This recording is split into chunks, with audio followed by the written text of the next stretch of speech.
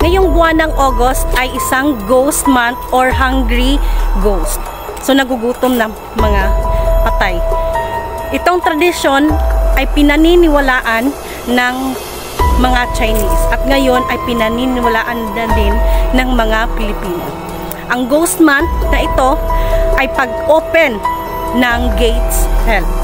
Active or malakas ang enerhiya ng masasamang espiritu, elemento.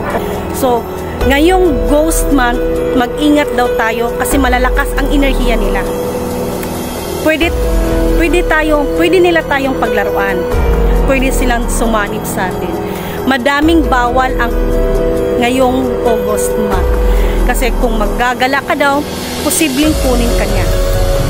At maraming ding bawal, pinagbabawal din sa August na ito na pumunta sa tubig o pumunta sa swimming. Kasi minsan, yung mga kaluluwa ay kumukuha din. Minsan, pag nag-travel tayo sa daan, madaming nadidisgrasya ngayon. Minsan, pinagbabawal din na pumunta sa sementeryo o burol. Kasi nga, ang mga masasamang espiritu, elemento, ay pwede silang sumanib sa atin. Pero tayo, pupunta pa rin tayo sa sementeryo para mag-alay ng kanilang mga prayers. So, ayun lang muna yung video natin and thank you. God bless. Bye-bye.